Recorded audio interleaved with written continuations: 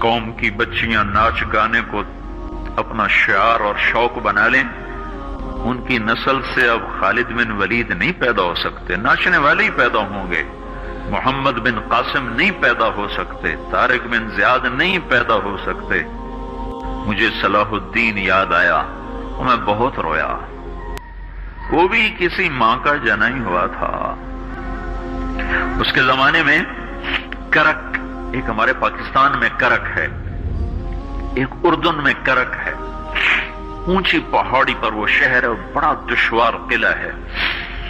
اس پر ایک حکمران تھا عیسائی، اس کا نام تھا ریجنالڈ۔ تو کرک کے قریب سے قافلے گزرتے تھے حج کے، تو اس نے ایک دفعہ حاجیوں کے قافلے پہ حملہ کیا اور کہنے لگا بلاؤ اپنے محمد کو تمہاری مدد کرے، اور سارے حاجیوں کو تعطیق کر دیا۔ اور دوسری دفعہ اس نے بحری بیڑا تیار کیا اور مدینے پر حملہ کرنے کے لیے وہ بندرگاہ تک پہنچا یمبو کی، لیکن موسمی حالات سازگار نہ تھے تو واپس ہو گیا۔ تو حطین کی لڑائی ہوئی ہے فلسطین میں، جس میں سارا یورپ اپنی طاقت کے ساتھ میدان میں اترا تھا، اور ادھر تنہا صلاح الدین ایوبی رحمت اللہ علیہ اکیلا اس لشکر سے ٹکرایا تھا، اور انہیں اس میں ساری رومن امپائر کو شکست ہوئی تھی، تو بڑے بڑے بادشاہ اس میں گرفتار ہوئے، تو اس میں ریجنالڈ بھی گرفتار ہو کے آیا۔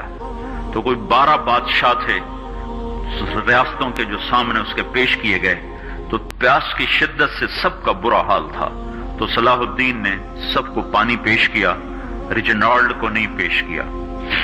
تو یروشلم کا جو بادشاہ تھا ہمفرے، اس نے اپنا پانی بچا کے اس کو دیا۔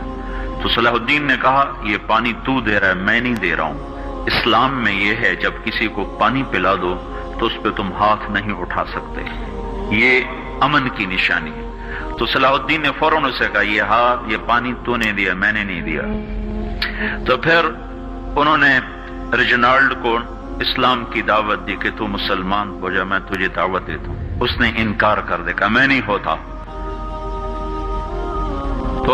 تو انہوں نے کہا میں نے تیرے قتل کی 2 دفعہ قسم کھائی تھی، ایک جب تو مدینے پہ حملہ آور ہوا تھا تو میں نے قسم کھائی تھی میں تجھے اپنے ہاتھوں سے قتل کروں گا، اور دوسری دفعہ جب تم نے حاجیوں پہ حملہ کر کے کہا تھا بلاؤ محمد کو، تو میں نے قسم کھائی تھی کہ مجھے اللہ نے موقع دیا تو میں اپنے ہاتھ سے تیری گردن اڑاؤں گا۔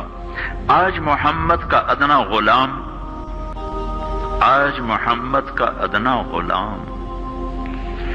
تیری اس بات پر یہ فریضہ ادا کرنے کے لیے آ رہا ہے، اور اپنی تلوار سے اس کی گردن اڑائی، وہ پیچھے لٹک گئی، پوری نہیں اڑی، پیچھے لٹک گئی، خوفناک منظر بن گیا۔ تو سارے بادشاہوں پہ کپ کپی طاری ہو گئی۔ تو صلاح الدین فرمانے لگے ہمارے مذہب میں یہ نہیں ہے، بادشاہوں کے ساتھ ہم بادشاہوں جیسا ہی سلوک کرتے ہیں، پر یہ حدود سے آگے چلا گیا تھا۔ اب مجھے یہ قصہ بھولا ہوا تھا، مجھے انہی حادثوں میں، انہی ہنگاموں میں وہ یاد آیا، تو بعد تنہائیوں میں بیٹھ کے بے بسی کے آنسو بہہ جاتے ہیں، اور اس کے سوا کوئی چارہ نہیں ہے۔ ہماری ساری نسل موسیقی میں ڈوب چکی ہے، جو بدن سرتال پہ تھرکتے ہوں، جو بدن موسیقی کے اوپر ہلتے ہوں، رقص میں آتے ہوں، ان پہ کانٹے ہی اگیں گے، ان پہ صلاح الدین کا پھول نہیں اگ سکتا، ان میں محمد بن قاسم کے پھول نہیں اگ سکتے۔ بانجھ ہو گئی ہے ہماری نسل، اور یہ یورپ کا سحر ہے جو چل گیا ہے، ہماری بے بسی ہے، ہماری بے بسی ہے۔ میں تو بس منت ہی کروں گا اپنے آپ کو پہچانو، اپنی ہستی حیثیت کو پہچانو، اپنی نسبت بدلو۔ تمہاری نسبت یورپ کے ساتھ ہو کے اگر موت آئی بے قیمت ہو جائیں گے، اگر مدینے والے کی نسبت مل گئی تو حضرت فاطمہ کے دائیں بائیں تمہیں بھی کھڑا کر دیا جائے گا، حضرت خدیجہ کے دائیں بائیں تمہیں بھی کھڑا کر دیا جائے گا۔